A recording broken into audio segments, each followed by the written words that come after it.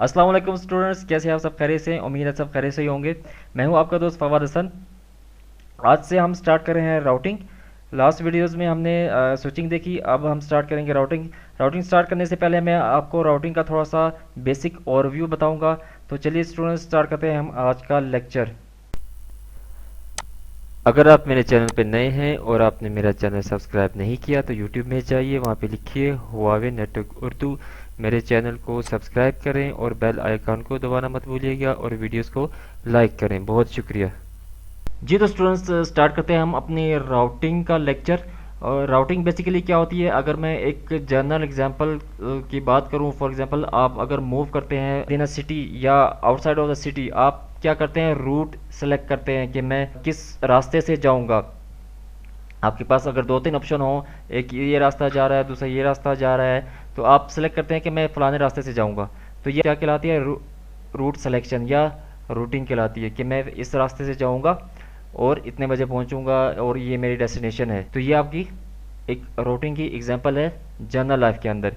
अब नेटवर्किंग के अंदर रूटिंग क्या होती है? नेटवर्किंग के अंदर रूटिंग जो है वो एक प्रोसेस है पैकेट को डिलीवर करने का टू अनदर नेटवर्क या राउटर को by choosing a best path. Hope so आपको समझ आ गई होगी कि राउटिंग प्रोसेस है पैकेट को डिलीवर करने का to the another destination by choosing a best path.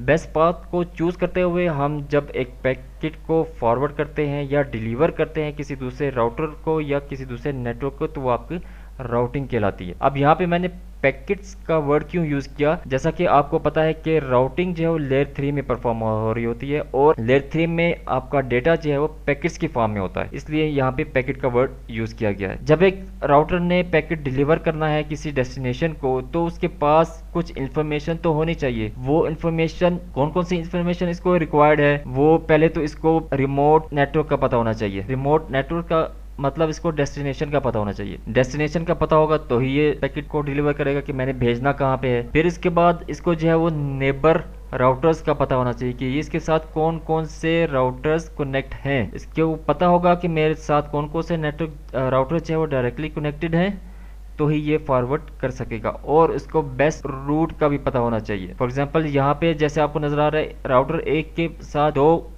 Router directly connected हैं, तो इसने अगर कोई पैकेट फॉरवर्ड करना है या डिलीवर करना है राउटर बी को, तो इसके पास दो चॉइसेस हैं, एक इस राउटर के थ्रू और एक इस राउटर के through.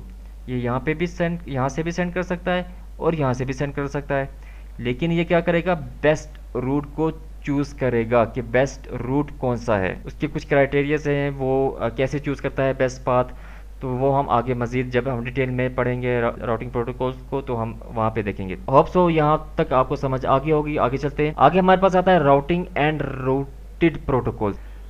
Routing and routed protocol, routing and routed protocol मैं आपको एक जनरल एग्जांपल से समझाता हूँ। फॉर एग्जांपल आपने मूव करना है एक सिटी से दूसरी सिटी में। यहाँ पे आप लाहौर में हैं, आपने जाना है कराची, और यहाँ पे जाने के बहुत सारे रास्ते हैं, दो तीन रास्ते हैं, एक ये रास्ता है, एक ये रास्ता है और एक ये रास्ता है।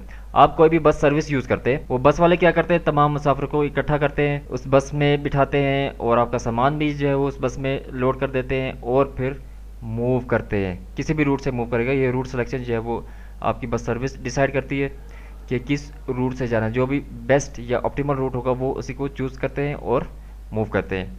अब यहाँ पे आप मूव हो रहे हैं, या आपका सामान जो बस के अंदर है लोड किया हो गया है वो मूव हो रहा है। वो यहाँ पे अगर हम देखें नेटवर्किंग के अंदर, तो जो मूव हो रहा है, आप मूव हो रहे हैं और आपका सामान मूव हो रहा है, वो राउटेड प्रोटोकॉल्स कहलाएंगे। और जो मूव कर रहा है बस या उसके अंदर जो ड्राइवर बैठा है वो मूव कर रहा है, तो वो आपका क्या कहलाएगा, राउटिंग प्रोटोकॉल्स। जो मूव करने वाला है वो राउटिंग प्रोटोकॉल है और जो मूव हो रहा है आपका सामान या आप, वो राउटेड प्रोटोकॉल्स कहलाएंगे। नेटवर्किंग की अगर मैं बात करूं तो राउटेड प्रोटोकॉल्स क्या होते हैं, जो आपका डेटा मूव हो रहा होता है वो आपका राउटेड है। सोर्स से डेस्टिनेशन में मूव हो रहा है वो आपका डेटा, वो आपका राउटेड प्रोटोकॉल होगा। जो मूव करवा रहा है वो होगा आपका राउटिंग प्रोटोकॉल। अब हम आगे मजीद देखते हैं कि राउटेड और राउटिंग प्रोटोकॉल्स क्या होते हैं। राउटिंग प्रोटोकॉल्स आपको डायनेमिकली अलाउ करते हैं लर्न द रूट को लर्न करना और उसको एडवर्टाइज करना। ये सारा काम जो है वो डायनेमिकली परफॉर्म हो रहा होता है। कौन परफॉर्म कर रहा होता है, राउटिंग प्रोटोकॉल्स।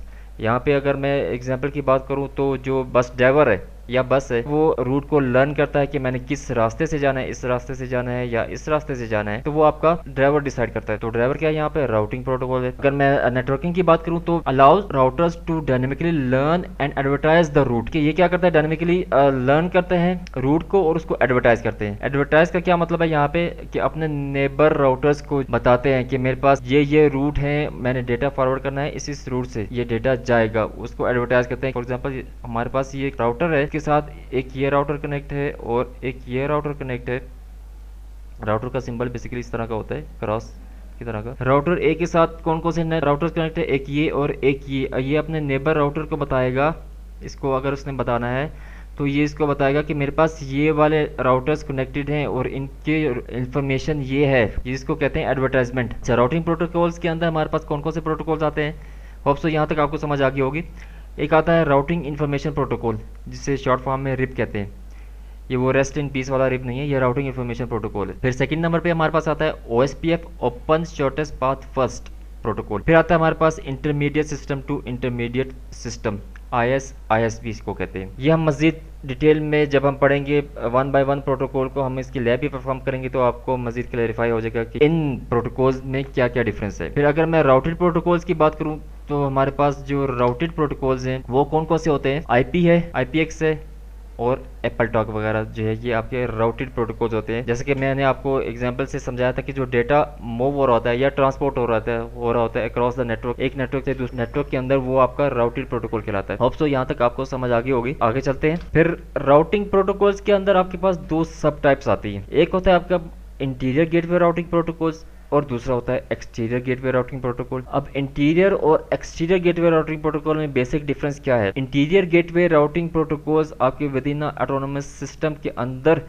जो यूज हो रहे होते हैं उसको इंटीरियर गेटवे राउटिंग प्रोटोकॉल कहा जाता है। अब ऑटोनोमस सिस्टम क्या होता है, फॉर एग्जांपल आपका एक इदारा है या एक ऑर्गेनाइजेशन है, उसके अंदर जितने भी आपने राउटर्स लगाए हुए हैं, ये है, ये है, ये है, ठीक है, ये आपकी एक ऑर्गेनाइजेशन है, इसके अंदर कुछ राउटर्स कनेक्टेड हैं, तो ये आपका एक ऑटोनोमस सिस्टम कहलाएगा। क्यों, क्योंकि आप यहाँ पे सेम जो है वो एक ही राउटिंग पॉलिसीज यूज़ कर रहे हैं, एक तरह का प्रोटोकॉल यूज़ कर रहे हैं, तो ये आपका एक ऑटोनोमस सिस्टम कहलाएगा। अब ज़रूरी नहीं है कि एक ही सिटी के अंदर हो। ये फॉर एग्जांपल आपके लाहौर का ऑफिस है या कराची का ऑफिस है और ये आपका कोयटा का ऑफिस है या ब्रांचेस हैं, तो इनको आपने कनेक्ट किया हुआ है, सेम राउटिंग पॉलिसी यूज़ कर रहे हैं, तो ये आपका एक ऑटोनोमस सिस्टम कहलाएगा।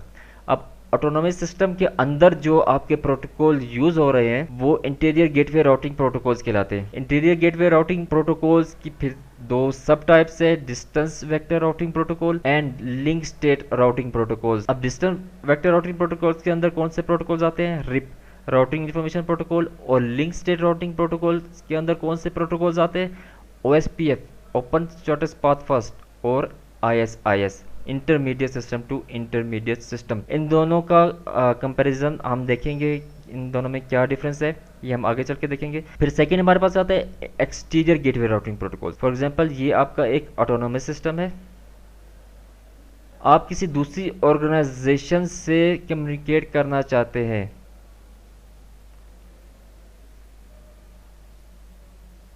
ठीक है, ये एक अनदर ऑटोनोमस सिस्टम है। ये आपकी ऑर्गेनाइजेशन है, ये दूसरी ऑर्गेनाइजेशन है। अब आउटसाइड द ऑटोनोमस सिस्टम आपने कम्युनिकेट करना है तो उसके लिए क्या होगा, आपके exterior gateway routing protocol use होंगे। एक्सटीरियर गेटवे राउटिंग प्रोटोकॉल्स के अंदर एक ही प्रोटोकॉल आता है आपका, वो कहलाता है बॉर्डर गेटवे प्रोटोकॉल, या जिसे शॉर्ट फॉर्म में BGP भी कहा जाता है। होप सो यहाँ तक आपको समझ आ गई होगी कि आउटसाइड द ऑटोनोमस सिस्टम अगर आपने कम्युनिकेट करना है तो उसके लिए आपका BGP यूज़ होता है, border gateway routing protocol use होता है।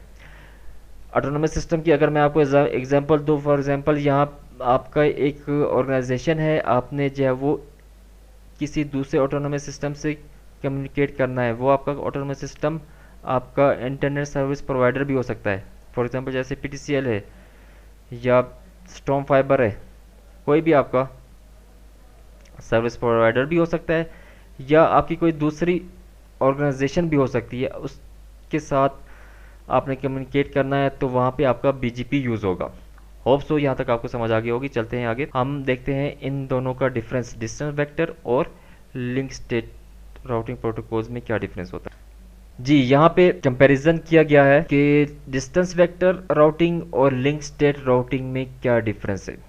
हम डिटेल से देखते हैं। एल्गोरिथम की अगर हम बात करें तो डिस्टेंस वेक्टर में हमारे पास जो एल्गोरिथम यूज हो रहा होता है वो कहलाता है बेलमैन फोर्ड एल्गोरिथम, और लिंक स्टेट के अंदर जो एल्गोरिथम यूज हो रहा होता है वो आपका कहलाता है डाइकेस्ट्रा एल्गोरिथम। अब इन दोनों एल्गोरिथम्स को मज़ीद डिटेल में पढ़ने की ज़रूरत नहीं है कि इनमें क्या डिफरेंस है, ये किस तरह काम करते हैं, वो हम बहुत ही गहराई में चले जाएंगे, उसकी फ़िलहाल हमें ज़रूरत नहीं है। फिर नेटवर्क ओवरव्यू, नेटवर्क ओवरव्यू में क्या होता है डिस्टेंस वेक्टर के अंदर, topology information from neighbour point of view. इसको सिर्फ अपने नेबर का पता होता है कि मेरा नेबर कौन है, इसको बाकी तमाम नेटवर्क टोपोलॉजी की इंफॉर्मेशन इस राउटर के पास नहीं होगी, इसको सिर्फ अपने नेबर का ही पता होगा। और जबकि अगर हम लिंक स्टेट की बात करें तो complete information on the network topology, इस राउटर को तमाम नेटवर्क की टोपोलॉजी की इंफॉर्मेशन इस राउटर के पास मौजूद होगी कि नेटवर्क टोपोलॉजी क्या है। फिर आगे अगले पॉइंट पे चलते हैं, best path calculation. Best path calculation distance vector के अंदर कैसे होती है, based on the least number of hopes. Least number of hopes का क्या मतलब है, होप काउंट को कैलकुलेट करता है ये। फॉर एग्जांपल एक हमारा राउटर ये है और दूसरा राउटर हमारा बी है, डेस्टिनेशन इसकी ये है, तो यहाँ ए से, फॉर एग्जांपल ये डी है आपके पास, ए से डी तक जाने के लिए इसमें कितने होप काउंट्स आ रहे हैं, एक होप काउंट ये, दूसरा ये, और ये दो होप काउंट्स आ रहे हैं बीच में, ठीक है, यानी दो राउटर बीच में आ रहे हैं, तो ये राउटर्स को as a hop count consider करेगा, फिर इसकी कैलकुलेशन करेगा। और जबकि लिंक स्टेट के अंदर based on the cost, cost को मेजर करेगा, फिर बेस्ट पाथ चूज करेगा। फॉर एग्जांपल ये एक राउटर है और यहाँ पे ये एक राउटर है और ये इसकी डेस्टिनेशन है, और यहाँ पे दो राउटर हैं, ये यहाँ पे कनेक्ट है और ये इसकी डेस्टिनेशन ये है। अब डिस्टेंस वेक्टर के अंदर क्या होगा, ये होप काउंट को कंसिडर करता है तो ये बेस्ट पाथ इसको चूज करेगा। अगर हम लिंक स्टेट की बात करें, लिंक स्टेट कैसे कैलकुलेट करेगा, ये लिंक की स्टेट को चेक करेगा। फॉर एग्जांपल यहाँ पे हमें 10G की बैंडविड्थ मिल रही है और यहाँ पे हमें 1G की बैंडविड्थ मिल रही है, तो लिंक स्टेट क्या करेगा, इस पाथ को चूज करेगा। हालांकि यहाँ पे नंबर ऑफ होप्स ज़्यादा आ रही हैं, लेकिन इस पाथ को चूज करेगा, क्यों, इसकी बैंडविड्थ ज़्यादा है। बैंडविड्थ ज़्यादा होने का मतलब है यहाँ पे हमारा डेटा जो है वो ज़्यादा एट अ टाइम मूव कर सकता है और ज़्यादा फास्टली मूव कर सकता है बनिस्बत के 1G वाले लिंक से। तो ये डिफरेंस है लिंक स्टेट और डिस्टेंस वेक्टर की बात का पाथ सेलेक्ट करने का। अगर हम अपडेट्स की बात करें तो फुल राउटिंग टेबल ये फॉरवर्ड कर देता है, पूरा का पूरा राउटिंग टेबल ही ये उठा के फॉरवर्ड कर देता है। और जबकि लिंक स्टेट के अंदर सिर्फ लिंक स्टेट अपडेट्स ही सेंड होती हैं, यानी कि जो चेंजेस आए होते हैं वही ये फॉरवर्ड करता है अपने नेबर राउटर को, ना कि पूरा राउटिंग टेबल। इससे क्या होता है, इसमें बैंडविड्थ यूटिलाइज हो जाती है, आपका जो है वो डेटा ज़्यादा मूव हो रहा होता है तो बैंडविड्थ यूटिलाइज हो जाती है। फिर अपडेट फ्रीक्वेंसी की अगर हम बात करें तो पीरियोडिक अपडेट्स होती हैं डिस्टेंस वेक्टर के अंदर, जबकि लिंक स्टेट के अंदर ट्रिगर्ड अपडेट्स होती हैं। अब पीरियोडिक अपडेट्स क्या होती हैं, पीरियोडिकली सेंड होती हैं। पीरियोडिक मतलब एक टाइम इंटरवल सेट होता है, फॉर एग्जांपल 30 सेकंड का टाइम से जो है वो इंटरवल सेट है, तो ये हर 30 सेकंड बाद ही अपडेट्स को फॉरवर्ड करेगा अपने नेबर राउटर को। जबकि लिंक स्टेट के अंदर ट्रिगर अपडेट्स का क्या मतलब है, जैसे ही कोई चेंजेस हुए ये फौरन अपने नेबर राउटर को बता देगा कि ये नेटवर्क में चेंजेस आई हैं, तो ये ज़्यादा फास्ट होगा। फिर सीपीयू एंड मेमोरी यूटिलाइजेशन की अगर हम बात करें तो जो डिस्टेंस वेक्टर के अंदर यूटिलाइजेशन कम होती है, लेकिन लिंक स्टेट के अंदर यूटिलाइजेशन ज़्यादा होती है। क्यों, इसका जो एल्गोरिथम यूज़ हो रहा है ये ज़्यादा लेंथी होता है। सिंप्लिसिटी की अगर हम बात करें तो यहाँ पे डिस्टेंस वेक्टर जो है वो सिंपल होता है, हाई सिंप्लिसिटी उसमें होती है। और जबकि लिंक स्टेट की अगर हम बात करें तो require a train network administrator, यहाँ पे कोई भी एक लेमैन जो है वो एक बार ही इसको देखने के बाद कॉन्फ़िगर कर सकता है या उसको समझ सकता है। जबकि लिंक स्टेट अगर हमने कोई राउटिंग प्रोटोकॉल चलाना है तो उसके लिए एक हाईली क्वालिफाइड या ट्रेन नेटवर्क एडमिनिस्ट्रेटर की हमें ज़रूरत पड़ती है। कन्वर्जेंस टाइम क्या होता है, कन्वर्जेंस टाइम जो है आपका जो नेटवर्क है ऑटोनोमस सिस्टम के अंदर वो कितनी देर में कन्वर्ज होता है। कन्वर्ज कब होता है, कन्वर्ज का मतलब क्या है। फॉर एग्जांपल यहाँ पे कुछ चेंजेस आए इस नेटवर्क के अंदर, एक और नया नेट राउटर हमने ऐड कर दिया, तो ये राउटर जो इंफॉर्मेशन सेंड करेगा अपने नेबर राउटर्स को, ये सेंड कर देगा इसको, फिर ये सेंड करेगा इसको, यहाँ पे भी इस लिंक पे भी ये सेंड करेगा इसको, फिर इसको, फिर इसको। तो इस अपडेट की इंफॉर्मेशन इन तमाम राउटर्स के पास विद इन ऑटोनोमस सिस्टम कितनी देर में पहुंचती है, इसको हम कहते हैं कन्वर्जेंस टाइम। या दूसरे वर्ड्स में अगर मैं बात करूं कि इन राउटर्स का राउटिंग टेबल कितनी देर में अपडेट होता है, ये आपका कन्वर्जेंस टाइम कहलाता है।